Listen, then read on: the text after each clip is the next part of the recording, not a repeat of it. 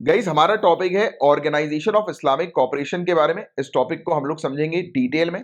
But before starting this particular topic, थोड़ा सा मैं आपको इशू बताना चाहता हूं सऊदी अरेबिया और ईरान के बीच में, क्योंकि अभी Organisation of Islamic Cooperation OIC का ये टॉपिक न्यूज में इसलिए आया है क्योंकि ईरान के डिप्लोमेट जो है गाइस वो सऊदी अरेबिया गए हैं, राइट।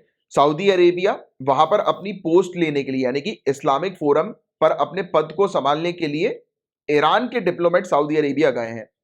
और ईरानियन डेलीगेशन जैसे ही पहुंचा है ऑर्गेनाइजेशन ऑफ इस्लामिक कॉपरेशन में, तो बताया जा रहा है कि यह पहला ऐसा डिप्लोमेटिक मूव है 2016 के बाद से ईरान और सऊदी अरेबिया के बीच में। तो ऐसा क्या हुआ था 2016 में जिसके कारण ईरान और सऊदी अरेबिया के रिलेशनशिप हैम्पर हुए थे, डैमेज हुए थे। तो आपको बता देगा इसकी सऊदी अरब ने शिया धर्मगुरु निमीर अल निमीर को फांसी की सजा सुनाई थी, फांसी दे दी थी।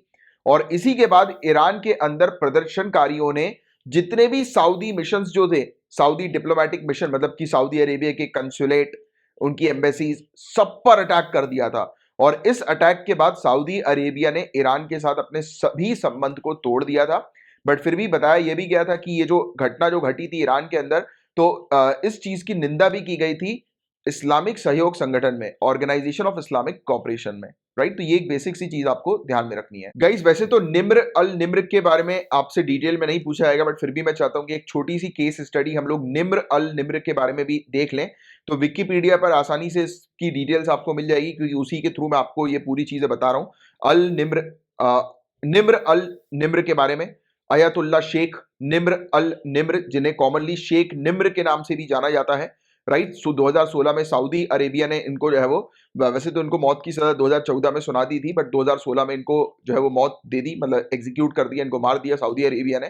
तो उसके बाद फिर ईरान के अंदर प्रोटेस्ट हम लोग को देखने को मिला, राइट। तो हुई क्या थी पूरी घटना, तो थोड़ा सा मैं इनके बारे में आपको डिटेल में बताता हूं। तो युवाओं के बीच में ये काफी ज्यादा पॉपुलर थे, सऊदी सरकार के अगेंस्ट हुआ करते थे। ये कहते थे कि सऊदी अरेबिया के अंदर इलेक्शन होना चाहिए। सबसे पहली बार ये कहने पर उनको 2006 में अरेस्ट कर लिया गया। और जिस समय बताया जाता है कि इनको मबाहित ने मारा, क्वेश्चन ये भी आ सकता है कि मबाहित जो है या मबाहे जिसको कहते हैं बेसिकली, तो ये है क्या। तो ये हम लोग को देखने को मिलते हैं कि सऊदी अरेबिया की सीक्रेट पुलिस एजेंसी है। तो ये पॉइंट आप थोड़ा सा ध्यान में रखना, सऊदी अरेबिया के अंदर सीक्रेट पुलिस एजेंसी है ये, प्रेसिडेंसी ऑफ स्टेट सिक्योरिटी की, राइट। सीक्रेट पुलिस एजेंसी हम लोग को देखने को मिलती है। तो कह रहे थे ये कि इन्होंने, मतलब सऊदी अरेबिया की पुलिस ने, सिक्योरिटी एजेंसी ने इनके ऊपर अटैक किया, इनको मारा, इनको टॉर्चर किया। फिर 2009 के अंदर इन्होंने आलोचना करी सऊदी अरेबिया की अथॉरिटीज की, और ये कहा कि अगर सऊदी शिया के अधिकार जो है उसकी रिस्पेक्ट नहीं की जाती है तो ईस्टर्न प्रोविंस को हट जाना चाहिए वहां से, मतलब सऊदी अरेबिया की जो ईस्टर्न प्रोविंस है उसे इंडिपेंडेंट घोषित कर देना चाहिए। तो इन्होंने क्या किया कि लोगों, मतलब कहा जाता है कि इन्होंने वहां के लोग जो थे उनको रेडी किया, ग्रुप ऑफ पीपल को रेडी किया कि लोग जो है वो सऊदी सरकार के अगेंस्ट खड़े होने लगे। तो इवन द गार्जियन करके एक जर्नल भी हम लोग को देखने को मिलता है जिसने डिस्क्राइब किया अल निम्र को कि इन्होंने जो है वो अपराइजिंग, जो सऊदी अरेबिया के अंदर जो प्रोटेस्ट हम लोग को एक मेजर प्रोटेस्ट देखने को मिला था 2011-12 का, तो उसमें मेन रोल जो प्ले किया था पब्लिक को उकसाने के लिए वो अल निम्र ने किया था। तो ऐसा ऐसा जो है वो इवन जर्नल्स का भी जो है वो कहना था। और 8 जुलाई 2012 को सऊदी पुलिस ने जो है वो इनके पैर पर गोली मारी और इनको अरेस्ट कर लिया गया। और सऊदी पुलिस का कहना था कि सामने से भी गोली चल रही थी, तो उसके होता ना कि सामने से गोली चल रही है, पुलिस ने गोली चलाई, तो वो काउंटर के चलते उनके पैर पर गोली लग गई थी। फिर और ये भी कहा जाता है कि सऊदी पुलिस ने हजारों की संख्या में खड़े वहां पर जो प्रोटेस्टर्स थे उनके ऊपर गोली चलाई थी, जिसमें 2 लोगों की भी जो है वो मौत हो गई थी।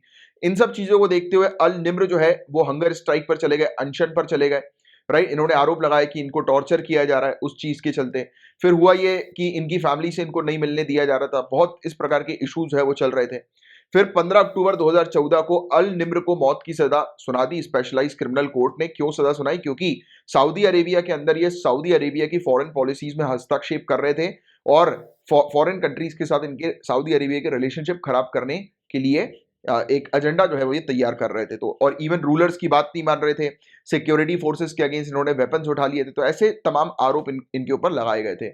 और फिर इनके भाई को भी अरेस्ट कर लिया गया था, क्योंकि इनके भाई ने ट्वीट किया था इनकी डेथ सेंटेंस के बारे में, कि जिससे कि पब्लिक को, लोगों को जो है वो पता लगे।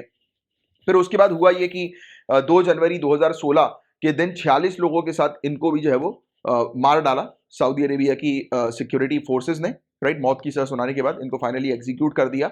और जैसे ही इनको एग्जीक्यूट किया तो आप आपको पता ही है, अभी हमने डिस्कस किया कि ईरान के अंदर जो है वो इश्यूज होना शुरू हो गए। ईरान के अंदर जितनी भी सऊदी अरेबिया के मिशन थे सब पर पब्लिक ने अटैक करना शुरू कर दिया।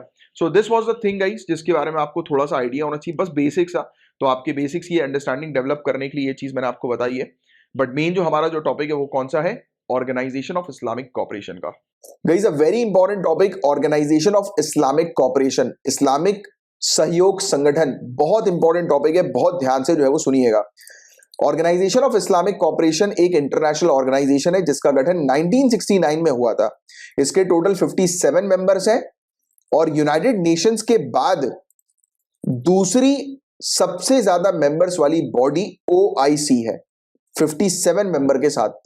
आप मुझे बताएं यूनाइटेड नेशंस के टोटल कितने मेंबर हैं नीचे कमेंट बॉक्स पर लिखकर।